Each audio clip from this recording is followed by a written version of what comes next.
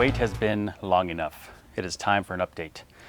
So last I left you, I was in the midst of installing the electronic power steering. And I'm going to show you what I did, what works, what doesn't work. And it's somewhat shady, and we'll get into it.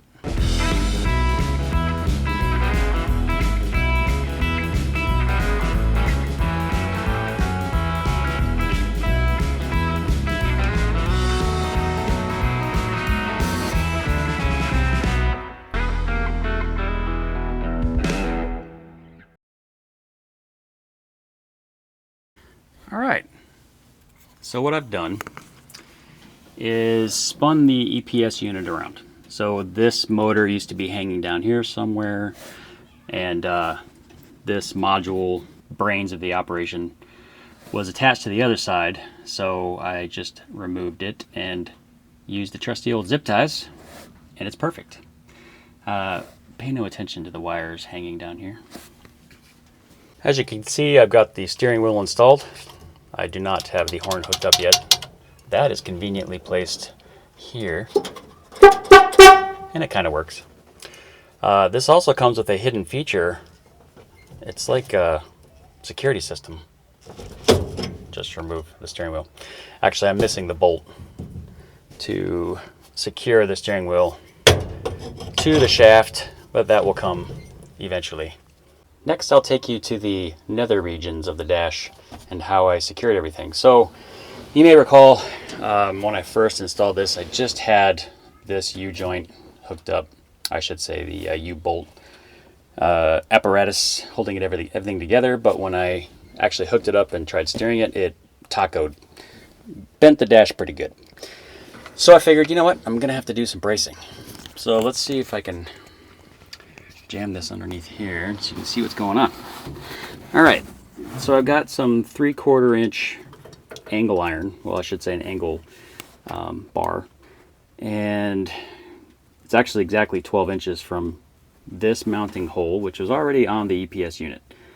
So it's like a pivot point, I believe, for if I actually had telescoping adjustable steering, but I don't.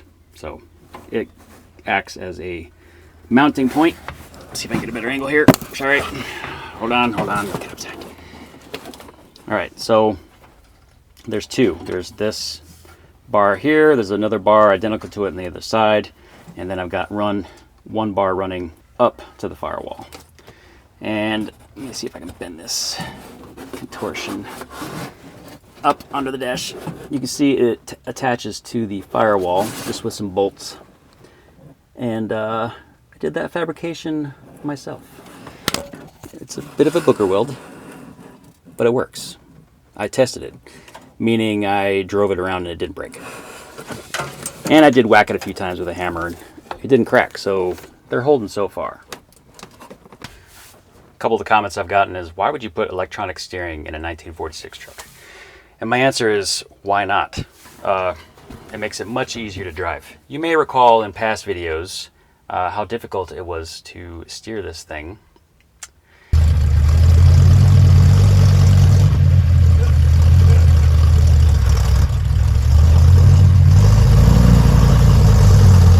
Pause for effect. Now that I have the electronic steering, it actually doesn't swerve all over the road like it used to do. And I'm not sure why. I think it's because as the tires give feedback to the unit, it actually counters that. So in other words, it's easier to steer on this end with the battery hooked up, but it's more difficult for the tires to move on their own. It basically acts like anti-power steering from the other direction. So easy going that way, hard coming this way. The feedback is much more difficult for the tires to move the steering unit, if that makes any sense. The other thing that I like is that the steering wheel won't randomly rip out of my hands, breaking both thumbs. So I appreciate that. As far as driving, I'm going to take you along and you're going to see what it's like. I'm going to tell you ahead of time it's going to be super loud because the exhaust, I believe, exits right underneath my seat and it is hard to hear anything. But hopefully this little mic will pick it up and you'll understand somewhat of what I'm trying to say. All right. So I think I mentioned earlier how it was running rough. Check the filters. Yes, they were backed up and weighed about 5 pounds heavier than they should. Full of rust from the gas tank. So I was looking at it and I realized I ran out of gas. So the gas gauge is not correct. But now that I know what the symptoms are, choking, sputtering, lurching forward, that means you're running out of fuel. Well, let's get this thing going. Let's see if I can get it in the first try. Give it a, try not to shock myself with this wire hanging randomly. Just wrap it on there a couple times.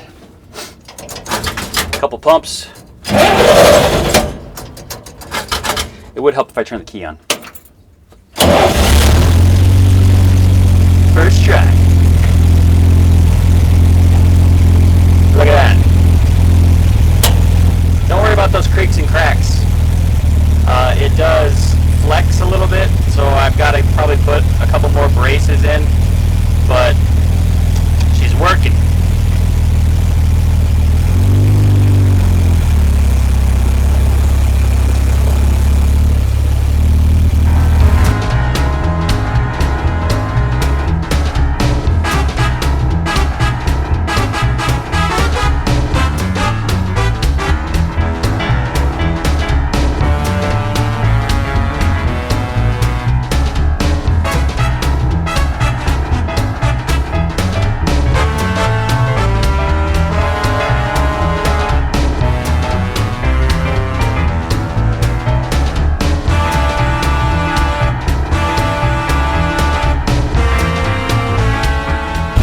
Over because I wanted to actually show you how smooth this is on the outside. You know, that I'm not just spinning some random unhooked steering wheel. Alright, so the way this is hooked up is I found a wire for the power windows, which I obviously don't have. Use that fairly large gauge wire to connect to this as the main power supply, and then there's another wire for a clock, which again, I have no clock, so I use that as the signal wire for the control box. So once that control box sees the power, it then turns on. So listen carefully as I turn this on. You'll hear a click. There it went. All right, that means the power steering is on. So you can see, witness with your own eyeballs, I'm turning with one finger. That is the power of the EPS. It's freaking awesome. You would not be able to do this with no power steering. All right, let's see if I can start this up again and get home, because I'm probably about a mile out. Yeah! Here we go. Having the open windshield, lifesaver. Otherwise it gets pretty sweaty in here. Camera difficulties. Made it back home. And the power steering's off. As you can see, or not see, some flex in the dash. I think because my brace points down there act like a pivot. This isn't strong enough down here. Let me zoom in for educational purposes.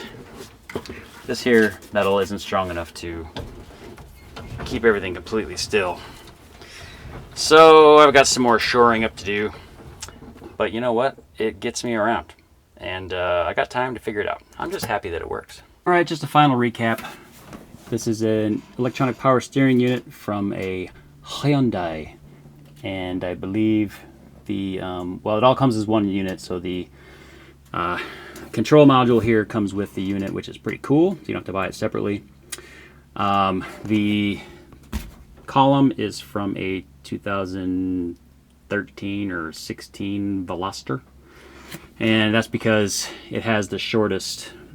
It was the shortest column I could find that would fit this without modification. The wiring that I did is. Let me see if I can pull it down without shocking myself.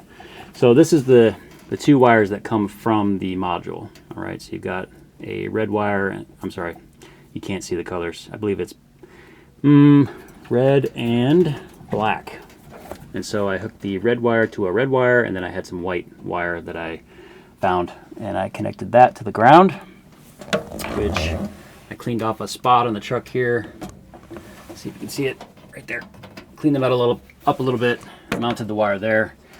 And then the red wire I found that I could connect to, well actually it has an inline fuse just to be knowledgeable on the subject. I believe I have a 40 amp fuse in here, but there's also a fuse in the fuse box. It's another 40 amp, but haven't blown any of those yet, which is great. But it had this brown wire here that is typically used for power windows. So I figured it had enough juice to run power windows. It should have enough juice for this.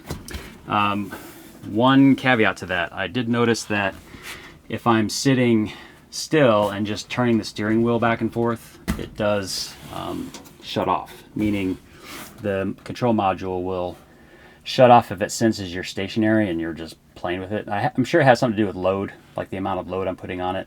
But I can sit here, I can turn the steering wheel back and forth a couple of times, I can drive and it won't ever shut off. It's just if I put a lot of strain on it, it will shut off the module.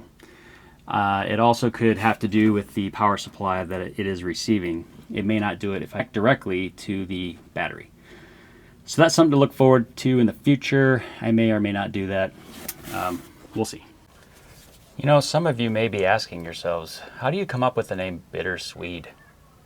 Bitter-Swede, as in Swedish, not sweet. Some people think we're saying bittersweet, which in some ways these videos are bittersweet. But no, it's Bitter-Swede. Two guesses, and I won't tell you which one it is. Thanks again for tuning in to Bitter-Swede Garage. Hope this was, you know, a mediocre highlight to your week. Maybe you learned something, maybe you didn't. Maybe you decided this is something I will never do to my truck. Or maybe you said, this is not a bad idea, which I don't think it is. But again, thanks for watching, thanks for liking, subscribing. We'll see you next time.